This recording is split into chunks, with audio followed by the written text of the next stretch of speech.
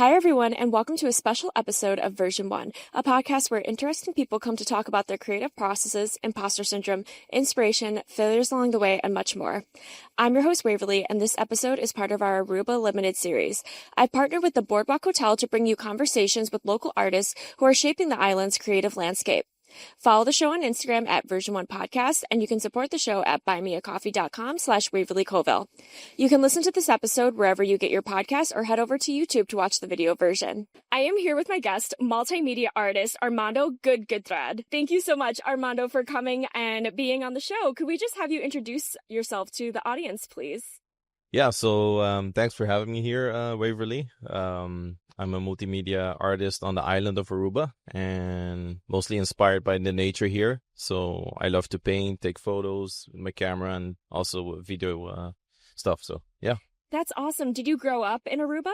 Yeah, I grew up here. I was born in the Netherlands, but my father met my mother in the Netherlands, and I was born in the Netherlands, and then we came here after the age of 2.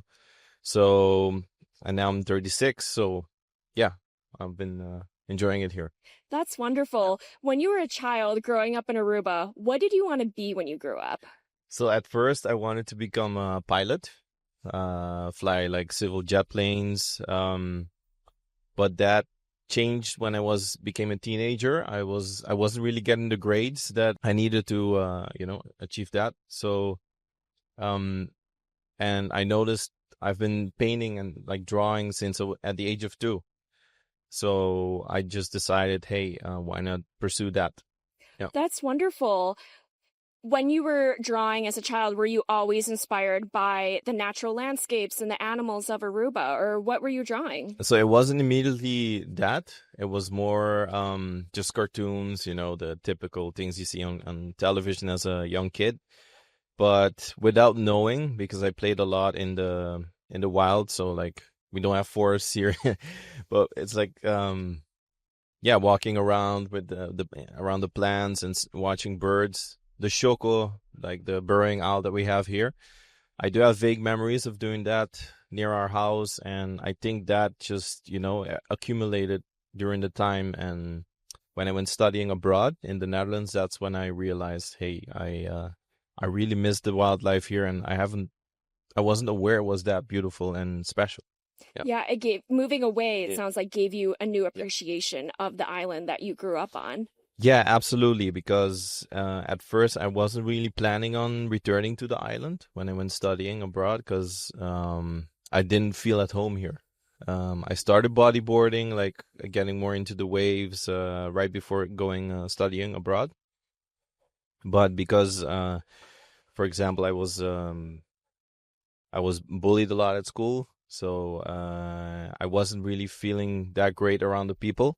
Felt more like being pushed out because of my look, the Dutch, the blue eyes and the blonde hair. So yeah, but coming to the Netherlands, I realized the Netherlands is not really my home, because it does not have the raw beauty that the island of Aruba has, and the warmth as well of the people. I wasn't paying a lot of attention to that before going abroad studying. So yeah, it was a big realization for me to I have to come back, and then there's like a spark that really ignited that. So yeah, what specific parts of Aruba and its culture really brought you back? Like, what are some of your favorite parts of Aruba? I think purely because of the nature, how the scenery is, it's very raw and it's not perfect. The trees are really bent over because of the wind, and the animals, their colors are so randomly vibrant and also muted sometimes, and the shapes of things and how the music is inspired by the nature. It's very amazing, and photography as well, way the structure of the houses, the typical Konuka houses of the island are. And yeah, it's always very nostalgic, if I can say. Some instruments like the caja de orgel are very, when I hear that tone, it creates like a spark of inspiration or something pretty cool to, like an idea to either pursue it, capturing. Yeah, it's. Yeah, wildlife and nature is such a central theme of your work. Yeah. A lot of your paintings and photography are of animals and of flowers and of the ocean. Like, for example, we're if you're watching the video version, we have your beautiful piece of art here. Could you tell us about this piece of art that we see behind us? Yeah, this piece was inspired by the beautiful hummingbird that is here in the Boardwalk Hotel. They have like the tuturutu flower, and they invited me over to photograph their wildlife, and I kept seeing the nice hummingbird, and I was like, I have to obviously photograph that as well. So, and then they came with the nice idea to, instead of pinning it straight on a canvas, they use an old wooden tree from the Quihi, because often they fall over during the heavy rain seasons, and instead of just throwing it in the dump, they cut a piece off from a fallen tree, and so I can paint on it. So it has a nice, complete reuse of what. Yeah, Yeah, wildlife. it's so beautiful. And what kind of flower is pictured with the hummingbird? This is the tuturutu. It looks like a flamboyant, but it's a small version of that. Yeah. Oh, wonderful. Could you tell me a bit about how this piece came about in terms of working with Boardwalk? Like, how did you start working with Boardwalk? They invited me over many years ago to exhibit some of my work with them with videos as well of nature. But it has always been a great connection I have with them, because they're always pursuing like connecting people with nature. This area, it's literally one of my favorite places on the island for sure. Me and my wife, we like to go here. It's definitely a must-have place to visit. So yeah, I'm always very grateful for what they do, and I like to also help them out when they need something of nature images or video or paintings in this case. So yeah, I find that my work really connects with them really well. So Yeah, mm, absolutely. As somebody who does so many different types of art, from video to photo to painting, how do you decide?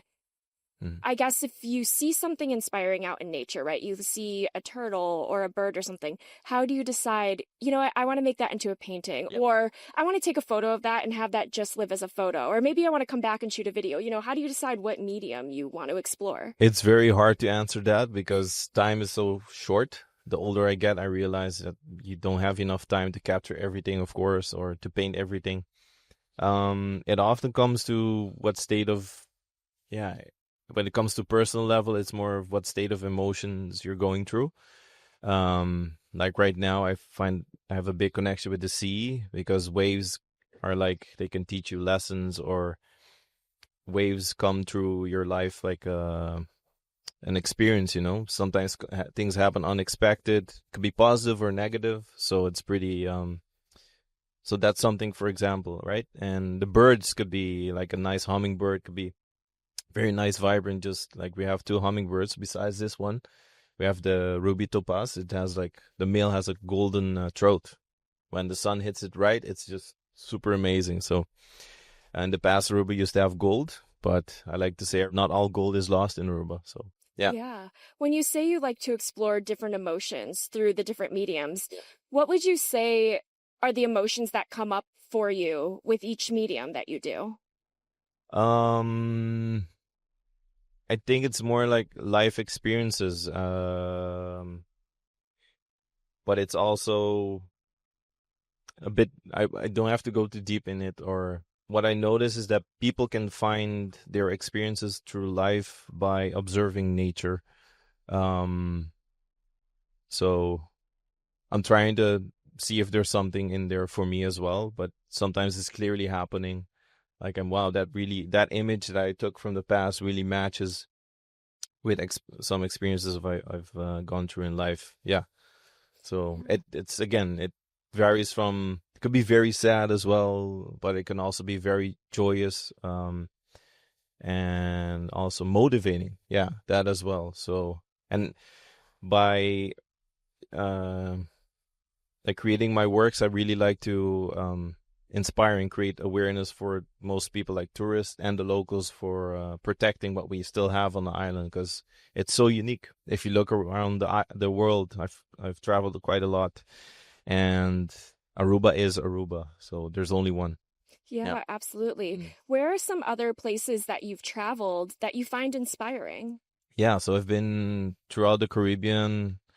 During my swimming career, I went to a lot of islands to competitions, but I've also been in the U.S., New York, Miami. I've been there as well, L.A. and Tahiti. I went to Tahiti. That was a big adventure for sure because I wanted to see one of the most beautiful waves on Earth, and called the wave is called Chopu.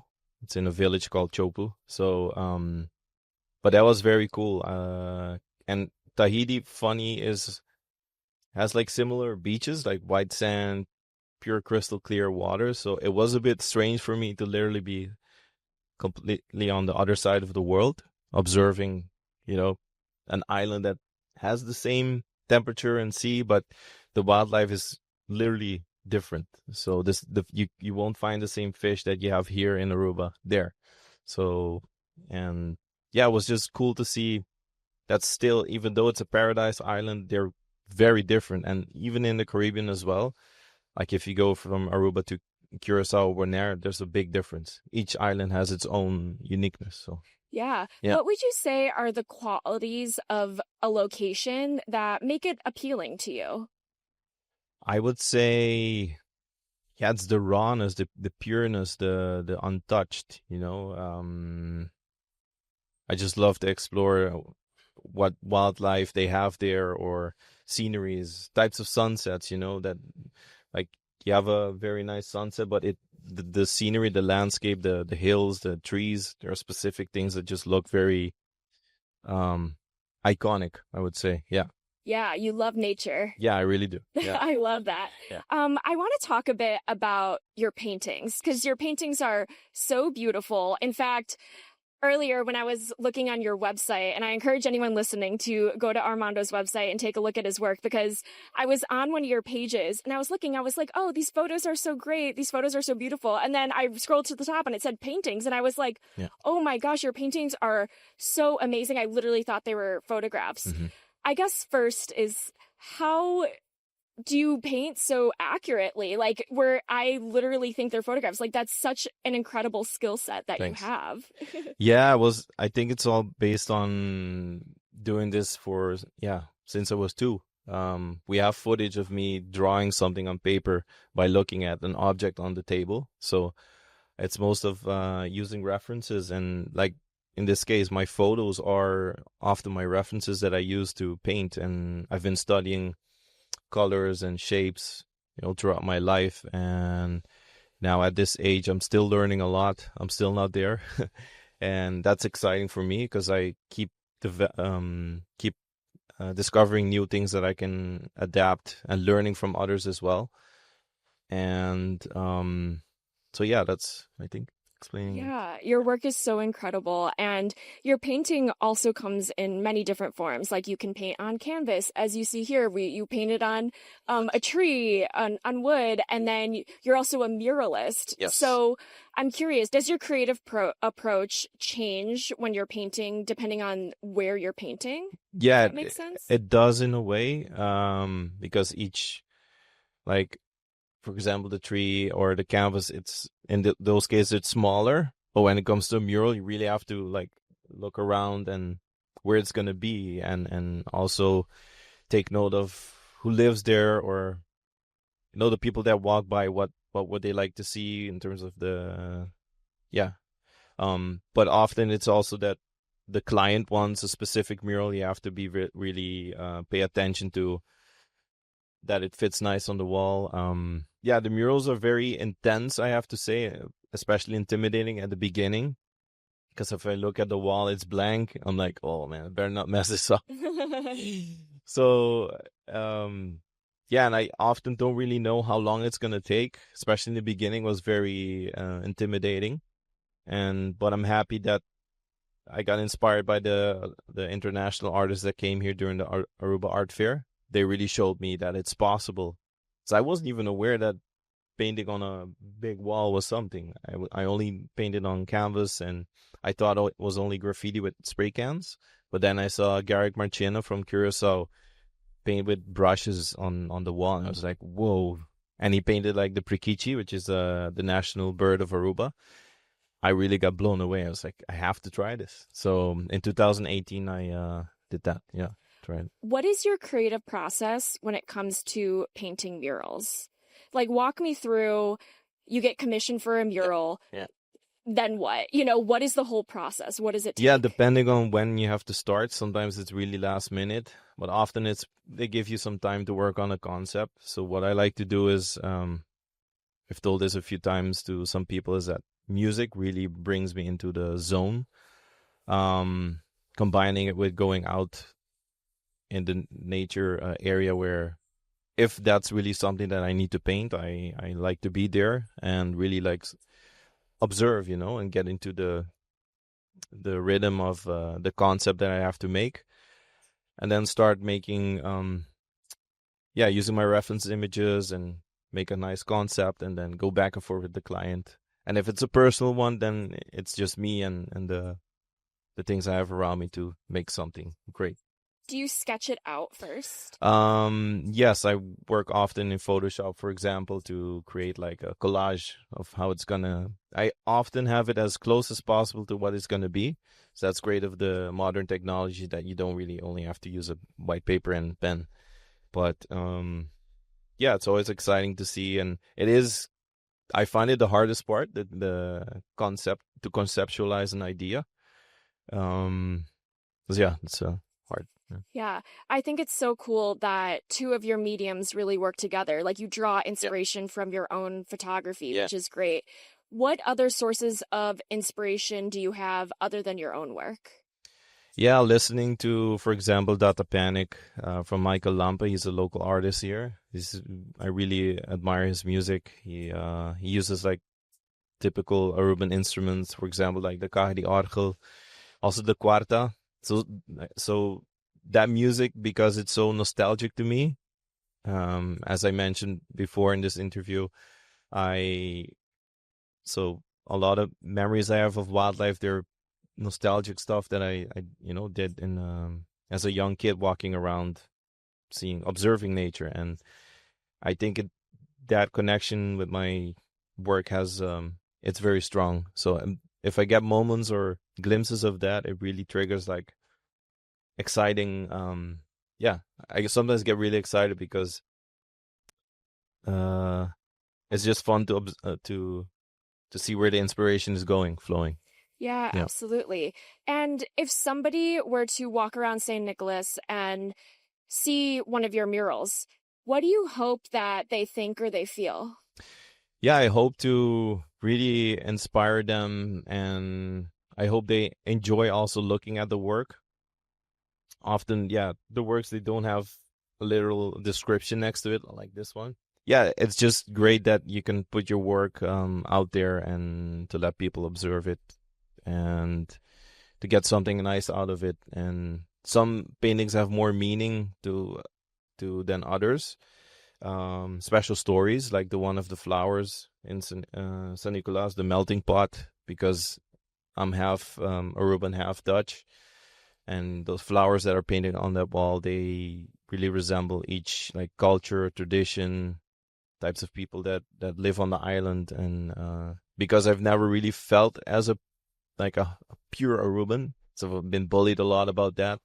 The flowers here on the island, they call them like, that's an Aruban flower, but they have like the way I am, half, have this, blah, blah, blah, of that country mixed with that country. So it's great that I can put that in my work and then show that. Yeah, that's beautiful. Yeah, that one mural. We walked around San Nicolas this morning and took a look at some of your work, and that mural with the flowers and the meaning of the blending of the culture is so beautiful. Could you also walk us through some of your other murals that people can go and see and the meaning behind those? Yeah. So there are like two phases of young kids, painted with a lot of festival things. And the parakeet as well, with the Venezuelan trupial, the oriole. That showcases like the joyful times that we have in San Nicolas during the carnival parades. And I really want to showcase that to people that visit San Nicolas to either remember or like for the locals that it's a nice memory, or to remind them, hey, that it's always a great time to be here. So let me see. There's also the one of Aruba Tourism, the two hummingbirds with the nice symbols of the Kunuku houses, and it's a mixture of a lot of things, like very, very vibrant colors. And of course, you can't paint all the wildlife that you have on the island because there's just so much. That's what I always like to tell people as well. It's a very small island compared to other large places around the world, but there's just so much. And yeah, each wall has like the turtle has its beauty. You can interact with them. And yeah, the owl as well, my first mural that I did there. So yeah. Yeah, the burrowing owl is so cute and I love it. And yeah, that one definitely stuck out. And your turtle as well was beautiful. Do you approach painting differently when, for example, you're painting a mural, which is meant to be seen by all types of people walking by on the street, versus a painting that maybe you do for yourself in your home on canvas, or maybe to hang on a wall or something like that, where it's more of like a curated space?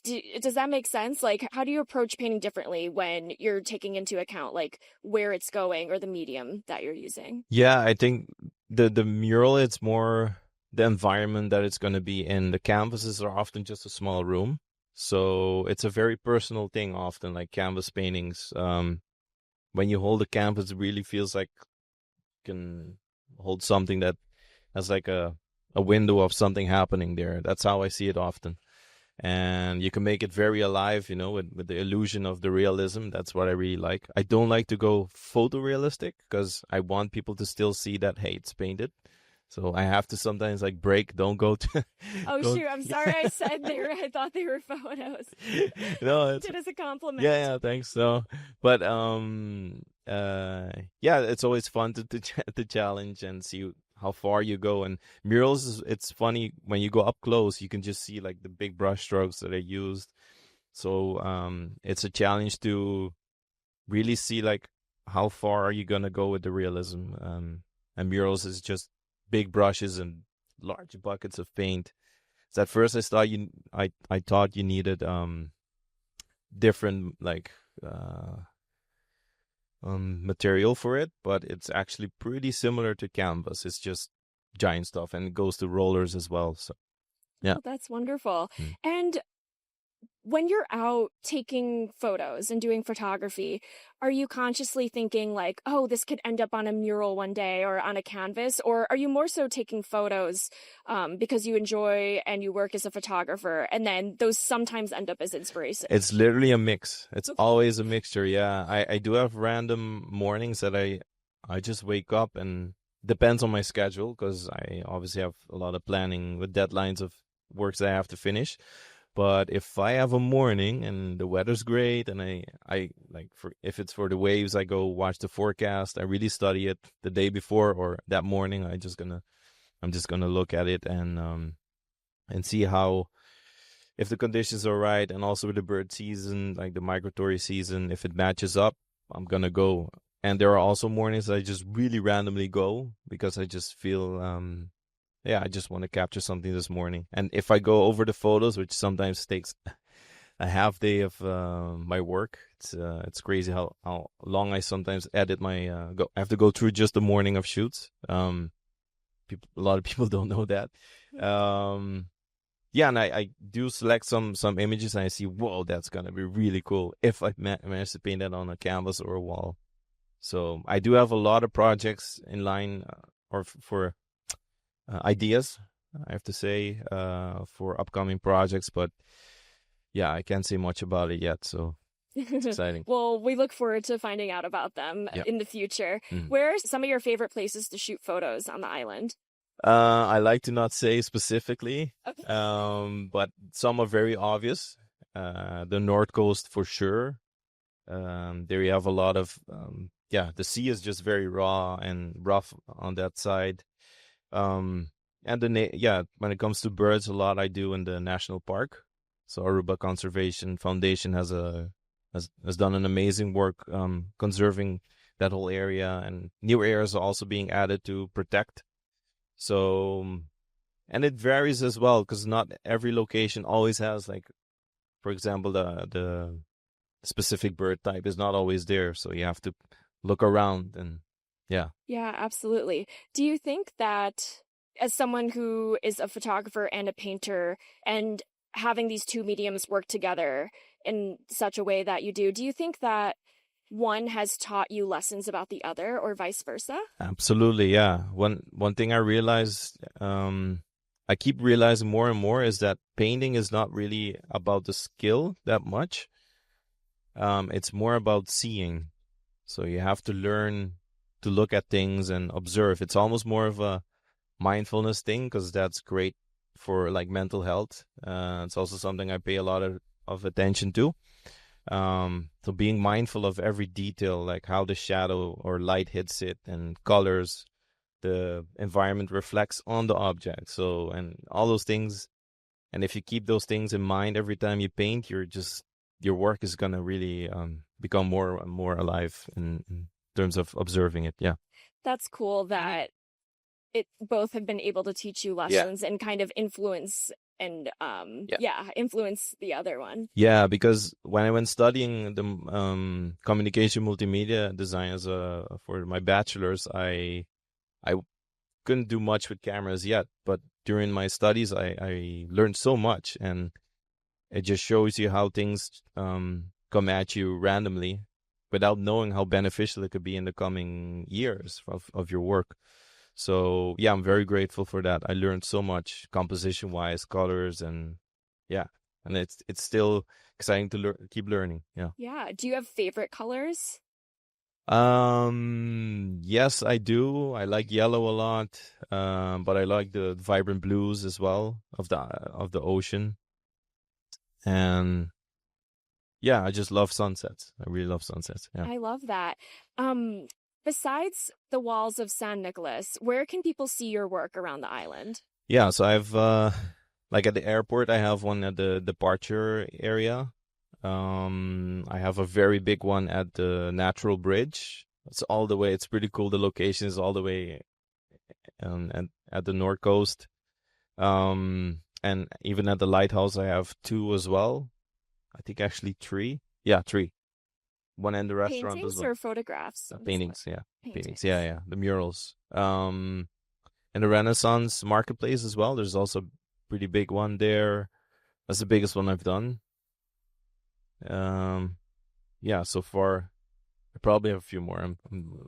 I can't. That's a lot. Yeah. You're all over the island. That's so cool. I try not to be because it's a small island, and you don't want to spam all the walls.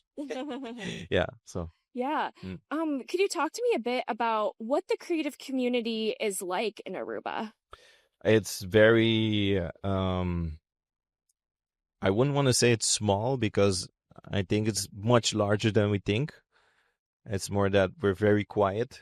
And I do see it's trying to come out more and more, as in a lot more. The younger generation is mind-blowingly talented, and I try to also teach them or inspire them with my work to tell them, hey, you have clearly something here, do something with it. Maybe it doesn't have to directly be like a painter, but you have like this creativity in you. And when it comes to the adults, it's great that we try to collaborate and work as a team with exhibitions. And yeah, it's more important to work together. I think that's where it's at. Yeah. That's wonderful. If somebody's visiting Aruba and they want to get involved creatively with the island but don't know how, where would you point them to? I would point them to, especially when you want to see some local art, I would go to San Nicolas. You have the Artista Art Gallery. You have Space 21. Those are some really great galleries that at this moment are great to observe local art. Unfortunately, there aren't that many places where you can observe the local art. So around the island, like you have some at I think Paseo as well, Renaissance too. So, yeah, hopefully there are going to be more places where people can exhibit their work. So, yeah. That's awesome. Mm. And we talked a lot about where your paintings are displayed. Are your photos hung up anywhere? My photos, if I'm not mistaken, are still at the Hilton Hotel. Um, Also in the VIP room of the airport. Yeah, I have some wave photos there. So, yeah. That's wonderful. Okay, well, I'll have to be on the lookout when I go to the airport next week. That's awesome. Could you talk to me a bit about how your artistic style has changed throughout the years? Yeah, it has changed quite a bit because before I went studying, I was more into like cartoons or painting people. Then I went to nature, like specifically the owls and yeah, just the birds. Then the turtles as well. Then all around nature. But now it's going more back a bit to people as well. So I'm trying to see like connections of nature with people, and that's something really beautiful, I think, to yeah, find like a sweet spot there. And yeah, it keeps changing, to be honest. It's every year is like a different time, or every month, it varies quite often, but it keeps, like, you can clearly hear me talking about nature constantly, but that's like the overall keeps going about Yeah, that. Yeah. absolutely. Is there something that you haven't painted yet that you want to, or something you haven't photographed yet that you want to? Yeah, definitely. I did go to Alaska a few months ago on a cruise and was observing whales, but the scenery of the landscape was amazing too. But specifically whales, I have to say, is something I like. I would really hope that someday I can, it's on the top of my bucket list to be free diving with some whales. But those trips are very, very expensive. But yeah, and to photograph some humpback whales and then to paint them large on a mural or on canvas. So those are definitely things I look forward to do in the future. Wow, Yeah. that would be amazing. There aren't whales in the Caribbean, right? So you'd have to go to the Pacific, right? You would think, but Or are there Aruba, whales here? there are whales here. Yeah. Oh, I'm Yeah. surprised. They're during the migratory season. So they often come a very short time. We do know that like orcas, humpbacks, um, even the sperm whale as well, they come by. If you're lucky, you can see them. Um, we also have the bride's whale. That's the one you see often here. But the waters have to be very calm.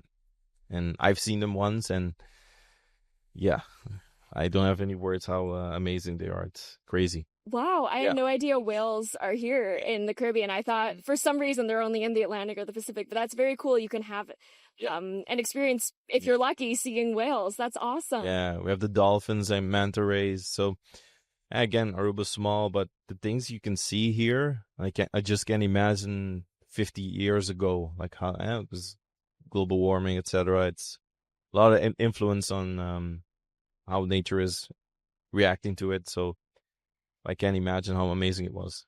Yeah, absolutely. Mm. As somebody who does so many different things around the island, it sounds like, talk to me about what a typical day in your life looks like.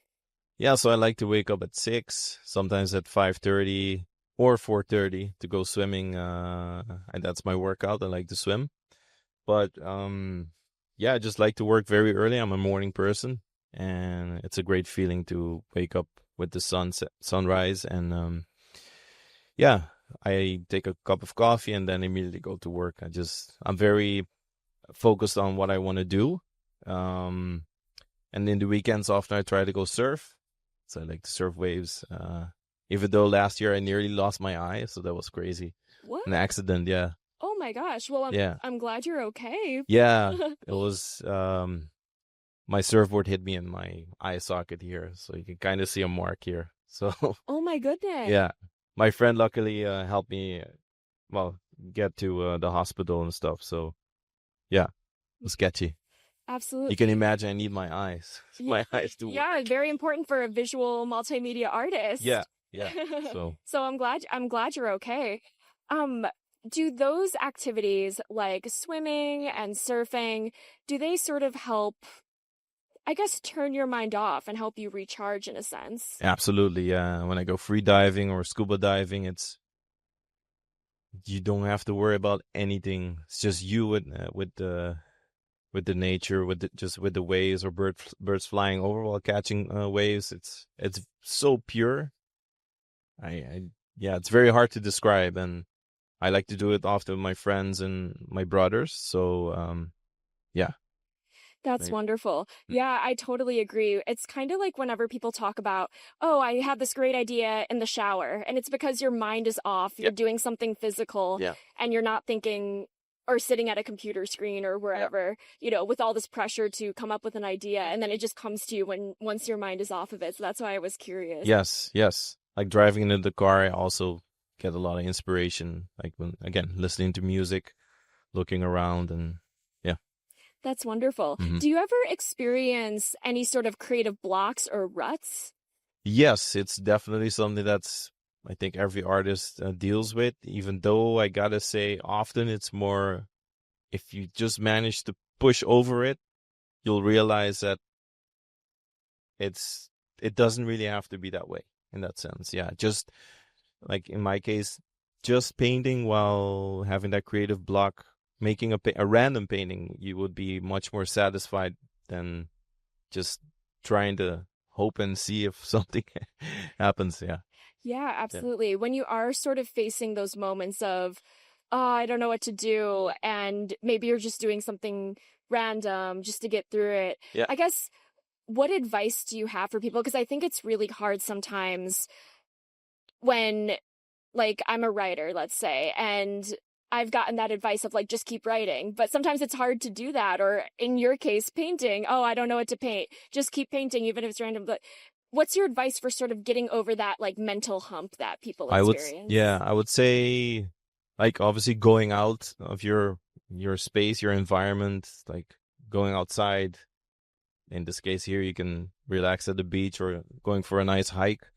But also talk with people, I would say. Talk with your family or friends. And because sometimes a little conversation really like spark something and ignite something inspiring for you to keep working on the work you're doing or watch a series. I don't know. Try to break free from that super serious mode. I know I just said like just paint or just create music, but those are other ways that how I approach it to break a bit free from the creative block. Yeah, absolutely.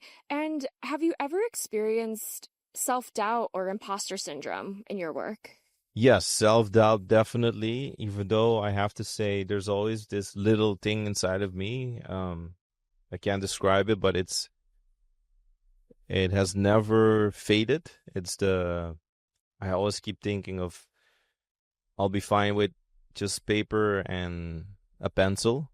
That's really to the core. That's my younger me, and at the age of 2. So no matter what, that will always be my core of everything will be all right as long as you keep painting and drawing. Yeah, that's I me. love that. Yeah. As someone who's very inspired by nature, and obviously the natural world is very important to you, how can tourists leave a smaller footprint when they come and visit the island? Yeah, I think really respect the wildlife. Don't step on corals or don't make too much noise. Like don't blast your portable speaker and when you're either going on a bicycle, we have some very amazing trails around the island. So yeah, just try to pay attention and be aware that you're in an environment where there's so much life happening. With like for example, turtles, don't touch them. Don't like often if you're being respectful to the wildlife here, it often also like just like you can make a little connection with it. It also shows you that hey, it's okay, you're here, I'm here, we don't have to be scared of each other. Just respect each other's space. Yeah. Yeah, absolutely. That's great advice. Yeah. To not touch the wildlife, respect space. Yeah. That's fantastic. And we didn't really get into your video work, I'm realizing, because you also do videography. Could you talk to me a little bit more about some of the things you do there? Yeah, videography is often something I like to do, especially slow motion stuff and the water. Um, it's it's a different area of my work. I think it's a combination of the music that I like. You can kind of see, maybe this is a great way of explaining it. If you see my video, my videos, you can often see how my mind works when right before starting a painting. It's like the dancing of the music with the images, but in this case, you'll see it move. Um, yeah, I've never really explained it in this way. Yeah, that's how you can see it. Yeah. Yeah, Mm. absolutely. When it comes to video, which is showing a complete moment, versus a photo, which is a snapshot Mm-hmm. of one moment, Yeah. what would you say are sort of the advantages to both types of mediums, if that makes sense? Yeah, video is just, you'll see, like, for example, the bird alive, or with the wave, you can see how it's just transforming, like in different shapes, how the light works, and but also you have more time to let the images of the video work with the sound. There's like a longer momentum of, yeah, and the photos are really, you can really only focus on that specific moment, like as I explained, like the hummingbirds that we have here, when the sun hits it, it's just that one split second or even millisecond. So um but in the video you can just see the whole transformation, the whole process. It's a whole thing. Yeah, and that's why I really love slow motion, because some things, especially in wildlife, they happen so fast that it's either a bird just looked at you, or it's in the camera. It's fun. Yeah, for Mm. sure. We talked about your work with Visit Aruba and then, of course, with the Boardwalk Hotel. Who else have you worked with when it comes to your art? Yeah, I've worked with quite a few companies, and so different clients, like the Aruba Tourism. They're very supportive of my work. Really appreciate them a lot. Other hotels like the Marriott, Hilton, the Renaissance Marketplace, and yeah, there are more. Aruba Bank as well. So yeah, quite a few. I can't mention them all because, yeah. Mm. That's awesome. When people see your work, how are you hoping that, because you talked before about people seeing your work and feeling inspired to see the natural world. So I guess if they see one of your pieces and are inspired and say, hey, I do want to pay more attention to the birds or the wildlife, what actions do you hope that they take? That they take that into what they're doing for their work or just their lifestyle. You know, often nature can be seen as something peaceful, but it can also be seen as something that teaches you a lesson, that maybe you should approach it this way. In Mm-hmm. that sense, color palettes, you can use it for decoration, because especially boardwalk, you can clearly see that happening a lot. It's just amazing.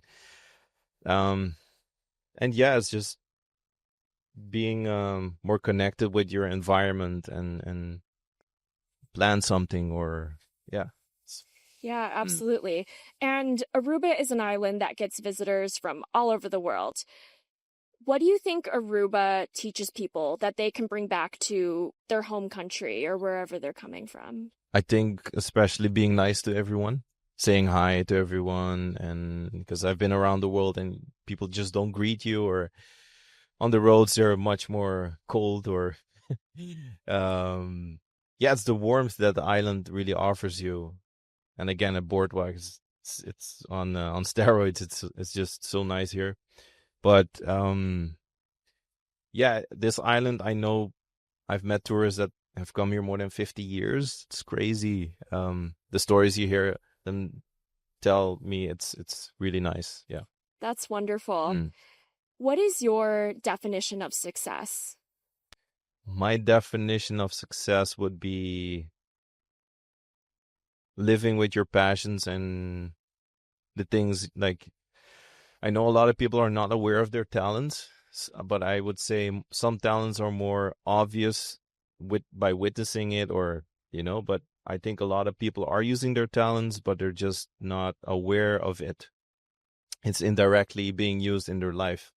And yeah, just be very appreciative of every moment, every breath, every sound you hear. That, yeah, because as I mentioned, I almost lost my eye. You become extra, like, very appreciative of every moment that you can be alive and, yeah, be around your loved ones. Yeah.